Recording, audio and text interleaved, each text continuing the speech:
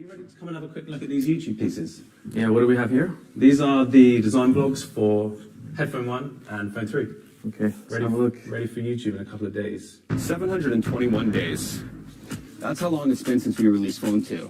What's even worse is, I heard we had the Phone 3 design locked 3 years ago. So why the did we wait? So why the fuck did we wait so long?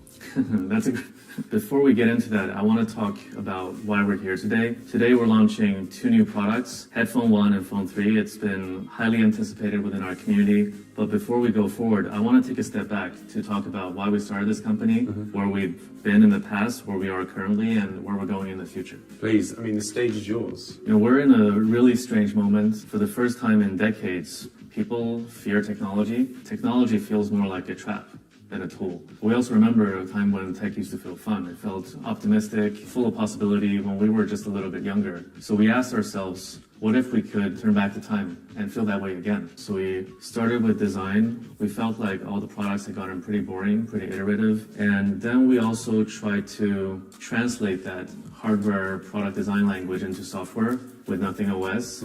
I think looking back, we're pretty lucky that these 2 things that we really chose to focus on in our early days are also what's really resonating with our community. Well, it's definitely been a great ride.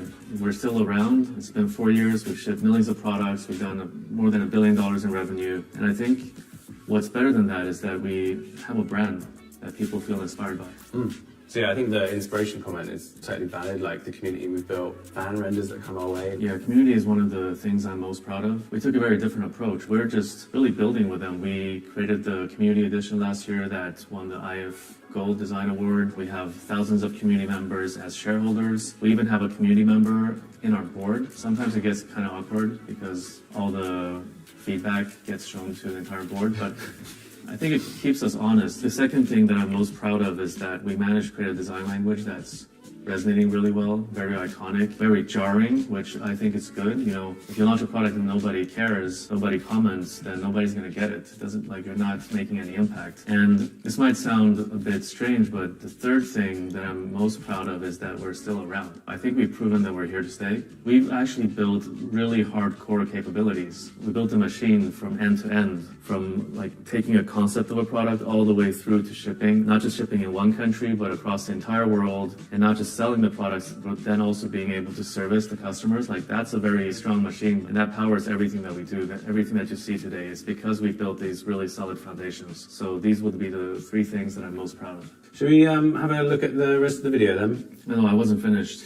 Okay. So that was just chapter 1 of our journey. So chapter 1 was all about the foundations. I think chapter 2 will be about scale and innovation. On scale, we've grown pretty quickly, and I'm pretty happy with where we are, but we're just 0.2% of the entire market. I think secondly, finally time to be more innovative. Every product we made so far has been a product in an existing category, but last year we did something different. We went into the open wireless stereo industry. That's not an established industry. We're coming into a brand new industry, and we're trying to expand the size of the industry. So last year was the first time we started to transition into our chapter 2. Chapter 2 for us will be a lot more daring. Daring makes sense, and you know, Headphone 1, Phone 3, way more expensive products to R&D and to manufacture than ear open, so makes sense that they're kind of the next step. We're not there yet, so in terms of chapter 2, I think it's really important that we focus on 3 things. One is the intersection of hardware and software. We've been pretty much all about hardware. We've done Nothing OS, it's great, people love it, but if you look at how we've allocated our resources, most of our teams are on hardware. So this year we need to double the size of our software team to really fix this problem. Like, I believe in the future that hardware and software will be developed hand in hand. I think secondly, we did great work with our community. Like, we're doing way more than everybody else, but we're still not satisfied. In our phase 2, we'll be a lot closer to our community. And then lastly, we care a lot about creativity. We have some of the best creatives in the world working here, but all our creativity has mainly been for ourselves. Like, we're creative in how we make our products. I think in our chapter 2, in our next phase, it's really important that we make products that enable other people to also exercise their creativity in a much stronger way than before. Great, all sounds really exciting. I guess we can play... Today marks our first step into chapter 2. We have 2 new products today, the best products we've ever made. Headphone 1, a brand new category for us. A lot of users have been asking for it. I have been waiting for it. And Phone 3, our first true flagship. You don't look very excited. No, I am. I just thought we were watching the... So these two products, they represent everything we stand for. A company fueled by creativity, one that builds in public with its community. Let's just play the video. Yeah? Is now a good time? Yeah. Yeah, that was kind of first incarnation. This was second incarnation. Where were you guys pulling inspiration from when you were working on this back design? There's a little Joe Colombo little reference in there. Yeah, the rug. What's interesting is if you start lining them up, there's almost like a universal grid system, like this line here lines up with that there. So you can see that you've got these like 3 divisions across the width. And even phone 2, like that line there, the width of that is matching here. This has a better periscope in it than this. It's actually punched through the PCB. Is that what gives it just a bit of like the sleeker design profile? Yeah, this sits on top of the PCB. This module is smaller and it punches through. So I feel like we got a good balance with this. It's very simple, it's kind of engineered, and if you compare it to kind of other flagship phones from other brands, they make a bit more of this area and it feels a bit heavier at the top, and in your hand it kind of feels heavier. I think we've done a sort of minimal job on this that makes it look rational and simple. Okay, cool. They covered camera, but I think there's a couple of things that they didn't cover that we should probably talk about. With the Phone 3, that was the first time we really upped our game in terms of cameras. So now we're competing with some of the best in the business. With the Phone 3, we added 3 50-megapixel cameras, and we have our new True Lens Engine 4 with ISP powered by Snapdragon 8s Gen 4 to make it super capable. But I think camera, like everybody has a good camera. What really sets us apart is we want to enable people to be more creative on their products. So that's why we work with professional photographers to create camera presets so that when you're in the camera app, you just swipe up to pick a preset. All the settings are already there for you. But what I'm really surprised about is how our community has been embracing it. They're also making presets. I really look forward to developing this program further. Should we keep going? Okay. Any Easter eggs from the past ones that have come to fruition in this one? Yeah, there was an intention going all the way back to 2A that this red square would actually illuminate to give us that video record light functionality. So this little red square has been sort of patiently waiting to come alive. It's super cool, especially when you see it in the dark. Did they talk about essential space? They didn't because they're industrial designers. First of all, a lot of people are using it. We only released it as a preview, but we already have 20% weekly active usage. That's way more than we expected, actually. Just imagine what will happen once we make it more useful. The big new feature that's coming out right now with the Phone 3 is flip to record. So you just flip your Phone 3 over and you tap the essential key and it starts recording. It's got this really nice waveform animation that responds to the sounds in the room. When you're done, you just hold the essential key again and it saves your recording in your essential space. You go there and it just generates the meeting summary. Then you can share it with other people in the meeting. Very, very convenient. For me, it's a killer feature because now I can show up to meetings with just the Phone 3 without a notepad. And without listening yourself. Without listening. We're also launching Essential Search. I don't know like your habits now, but for me, I don't really use my home screen anymore for apps. Whatever I want to launch, I just swipe up, type the app name, and launch it. So Essential Search has universal search. You can look for all your contacts, messages, files, stuff that you would expect. Very, very convenient. But the second component to this is that you can also just find answers. Let's say you're always arguing with a friend who's right and who's wrong, and you just settle that debate. You just swipe up, type the query, you get the answer, done. You don't have to go to a search engine, you don't have to go to a browser. Just have that right there, OS level. And in the future, the search area will be a great place to also provide proactive recommendations, but more on that soon. Awesome. Right, back in. Why have we made the switch to the glyph matrix? I guess the idea was, okay, how can we create an interesting sequence-based interface through which your device can communicate with you in a new way? The objective was, is there a way we can create this new language where we can allow just the most important information to come through and make everything else go away? People will ask, why do you not just put a display? But actually, out of constraints comes creativity. By doing a 25 by 25 pixel matrix, we can convey much more information. So is this piece right here, is that completely bespoke or something we bought off the shelf? Yeah, totally custom. It was a big engineering challenge, and part of the reason why this project has taken so long is the leap in engineering from Phone 1 particularly to Phone 3 is huge, and we've achieved so much. The number of steps and the machinery and the kind of craft from individuals going into making these components is really quite incredible. What's the difference between this and any phone with a screen on the back? It's not how do we make the screen experiences work on a glyph interface. We're usually starting from a different place, which is what is the most important stuff to exist on the back. And I think where we've ended up, it kind of feels like almost its own device on the back. It's very deeply connected to the phone and the things happening on it, but you've got these new experiences that you can't do from the front. Another big thing that we wanted to do for Phone 3 was to make the glyph interface for the first time an input and an output. So by adding this little touch point, this glyph button on the back, you can actually switch through features and you can curate from all the toys that we've designed and third parties might design, the community might design, the functionality that you want on the back of your phone without needing to pick it up and get sucked in. We've designed a really long list of these glyph toys, and by toys we mean these mini programs with a very constrained and simple function and interaction system. We want to have a bit of fun with it. So as well as the more functional things like the digital clock and the solar clock, the stopwatch, the battery level, the compass, we've got some fun experiences. So spin the bottle. And at least in Sweden, that determines who pays for the beer. And that's the version we're going with. For Phone 3, we really did want to create this kind of playground where people can develop this sandbox that they can make their own features. I'm quite excited about what people are going to make.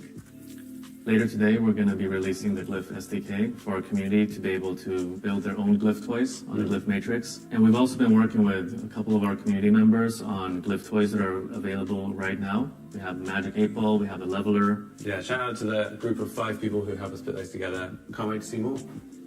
Let's keep going. It's a way to explore new, very different kinds of motion as well. So we've designed 2 engines right now. So this one is called Chemical, which is inspired by chemical reactions, so kind of reaction diffusion systems. This changes based on the seed that you input to it. So depending on who's contacting you, blobs would change. Sell it, mate. Blobs. They are blobs. Blobs are great. Well, because we're talking about glyphs, I just want to set the record straight. Did you know that 8 out of 10 of our users have the glyph interface on? I mean, some people have been calling it a gimmick. I just got to set the record straight. It's not a gimmick. We created the glyph interface to help you put your phone down, but still be notified about things that are important to you. With the Phone 3, we're evolving it to be more capable, more useful, and it looks cooler. Definitely looks cooler. Before we move on to Headphone 1, can you tell us anything about Nothing OS? So Phone 3 will ship with Nothing OS 3.5. Later this autumn, we'll be shipping Nothing OS 4.0 based on Android 16. On to the next design vlog. Okay. What is it about? About the headphones. Okay, let's have a look. Very few people have really sort of cracked over ears. And that was quite strange in a way. They've been around decades. And so many people have had a go at these. It just felt like there was a really amazing opportunity for us. This is our take on the over ears. Yeah. And like, what can we really do? And it feels like a Nothing product. That was a sort of breakthrough moment, this idea of, you know, you've got a PCB and some controls and a driver and acoustic volume. It's nice to sort of tell that story, like a lot of the other products out there, they're this single surface. Yeah. So by kind of splitting this up, this metal section, the section that you hold to put it on, we've got the PCB in there, the batteries in there, and then the controls around the outside. Yeah. And then we've got this separate section, which is the kind of acoustics. Right. So Are these actually functional? Yes. So this is a pretty big section about design. I wonder if you can just give me some detail on the specs.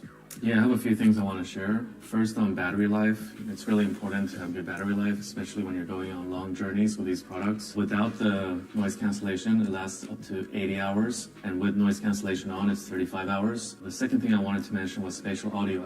Have you tried it? I have seen on my screen the option, but I don't even know what it does. It's really cool. It's like you anchor your sound source to somewhere so that when you then move your head around, it sounds like the sound is also still coming from the same place. It feels actually quite good, so you should try it. And then lastly, with the channel hop key, you can also use it to save stuff to essential space. So I have this pain point where I have a lot of ideas, and then taking the phone out of the pocket, unlocking it, going to the notepad, sometimes the idea is already gone. So now with the Headphone 1, with the capture button, you just press it, say whatever you want to say, whatever the idea is, and then it shows up on your essential space. But I don't want to downplay the design. Like, what's your favorite color? I thought it was the white, but actually having seen these glossy shots, I think that might have changed.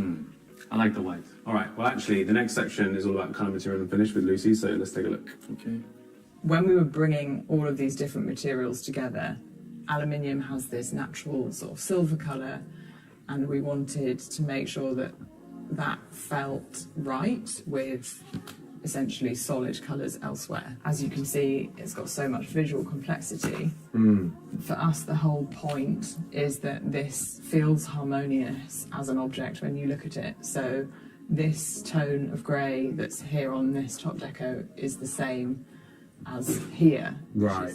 not the same as the top. And then we have these like darker greys that are picked up elsewhere. So it feels very harmonious, but is actually really complex and it doesn't match. It would be quite easy to say, okay, well, we're going to do this aluminium shell and then everything is going to be the same colour, but actually it's not, and we've made that decision to have these parts that, you know, give you a bit of visual lightness at the top. Yeah, the aluminium is really nice, but it definitely adds, well, it's not the lightest material. But it makes it feel a lot more premium. Yeah, and I've heard they're also lighter than a competitor's version as well. That was important. Yeah. All right, the next section is all about controls, so let's have a little watch of this. Most importantly, we've got our on-off switch, Yeah. which you would expect would be a standard, but it isn't, and we were very excited about bringing that back.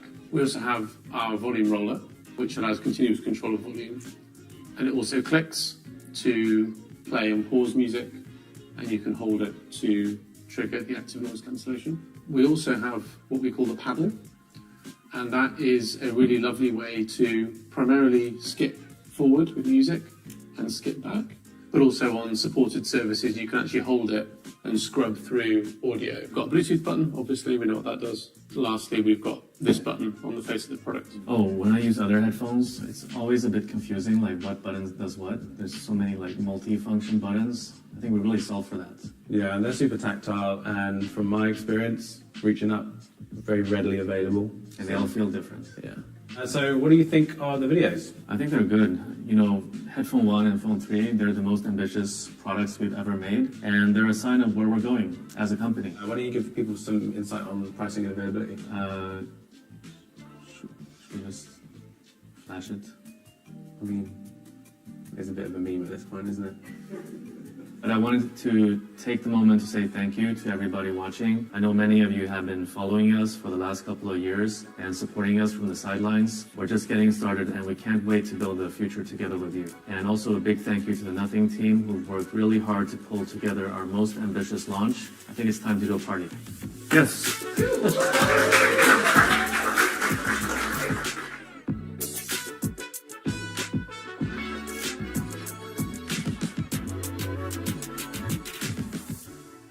Now the fun really begins.